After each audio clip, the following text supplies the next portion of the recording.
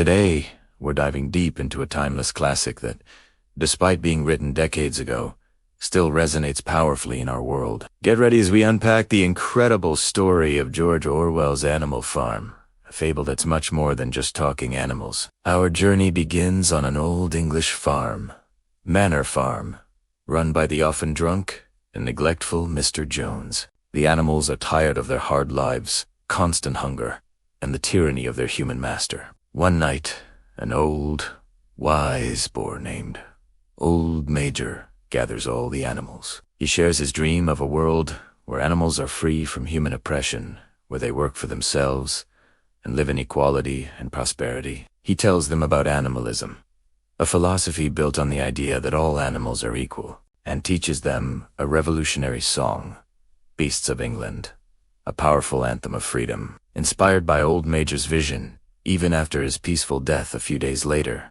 two prominent pigs, Napoleon and Snowball, along with a clever pig named Squealer, take the lead. They organize the animals, teach them the principles of animalism, and prepare for rebellion. The opportunity arises when Mr. Jones, in his usual drunken stupor, forgets to feed the animals for an entire day. Driven by hunger and frustration, the animals finally snap. They overthrow Mr. Jones and his men, driving them off the farm. The revolution is a success. Full of joy and hope, the animals rename Manor Farm to Animal Farm. They establish 7 commandments of animalism, painted proudly on the barn wall. These commandments encapsulate their new society. 1. Whatever goes upon 2 legs is an enemy. 2. Whatever goes upon 4 legs or has wings is a friend. 3. No animal shall wear clothes. 4. No animal shall sleep in a bed. 5. No animal shall drink alcohol. 6. No animal shall kill any other animal. 7.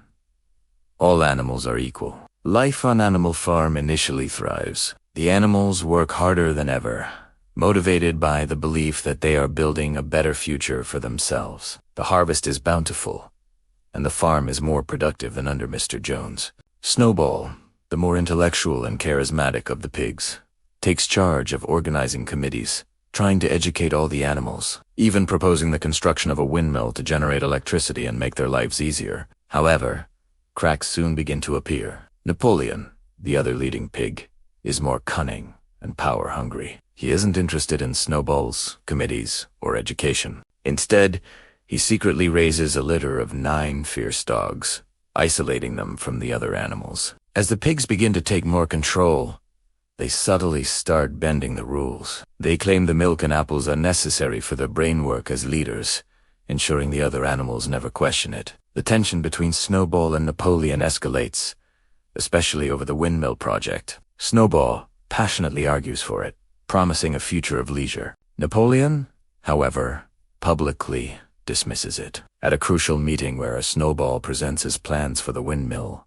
Napoleon suddenly unleashes his now grown, vicious dogs. They chase Snowball off the farm, never to be seen again. This brutal act marks a terrifying turning point. With Snowball gone, Napoleon assumes absolute power, declaring himself the unquestioned leader. He abolishes the Sunday meetings and debates, proclaiming that all decisions will now be made by a special committee of pigs, led by him. Squealer, a master of persuasion and propaganda, becomes Napoleon's mouthpiece, constantly rewriting history and manipulating the other animals with clever words and fear. He convinces them that Snowball was a traitor, a secret agent for Mr. Jones, and that Napoleon was always right.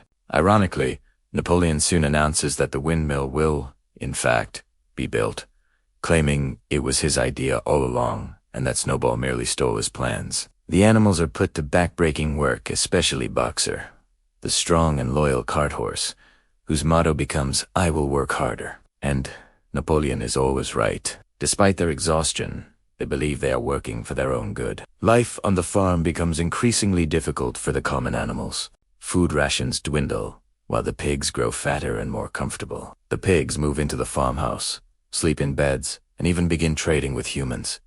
Actions strictly forbidden by the original commandments. Each time a commandment is broken, Squealer is there to clarify or subtly alter the writing on the barn wall, making the animals doubt their own memories. For instance, no animal shall sleep in a bed quietly becomes, no animal shall sleep in a bed with sheep. Several animals, including the hens and a group of pigs, dare to question Napoleon's leadership or confess to a supposed treachery under duress. They are brutally executed by Napoleon's dogs in a horrifying spectacle. The commandment, no animal shall kill any other animal, is silently changed to no animal shall kill any other animal, asterisk. Without cause, asterisk. Fear becomes the dominant emotion on Animal Farm. The windmill is eventually completed, but it brings no real benefit to the common animals. Their lives remain harsh, and promises of better times are always just around the corner. Boxer, after years of unwavering loyalty and backbreaking labor, collapses from exhaustion. Instead of being sent to a veterinarian, as promised, Squealer lies and says Napoleon arranged for him to be taken to a hospital. In reality, Boxer is sold to a glue factory. The pigs even use the money to buy whiskey, further highlighting their corruption. As years pass, the original generation of revolutionary animals slowly dies out, replaced by those who only know Napoleon's rule. The farm grows richer, but the animals, except for the pigs and dogs, remain poor and overworked. The 7 commandments are eventually reduced to a single, chilling maxim painted on the barn wall. All animals are equal, but some animals are more equal than others. The pigs start walking on 2 legs, wearing clothes, and carrying whips. They even invite human farmers to the farm for a celebratory dinner. During the dinner, Napoleon announces that Animal Farm will revert to its original name, Manor Farm. He toasts to the cooperation between humans and animals. As the other animals peer through the farmhouse window, they witness the pigs and human farmers arguing over a game of cards. They can no longer distinguish between the pigs and the humans.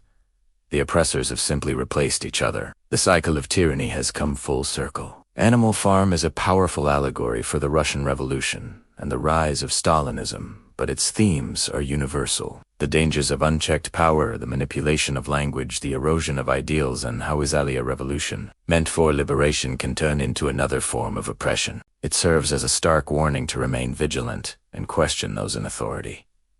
What did you think of this incredible story? Have you read the book? Let us know your thoughts in the comments below. If you enjoyed this summary and analysis, please give us a big thumbs up, share this video with your friends, and don't forget to subscribe for more deep dives into amazing literature.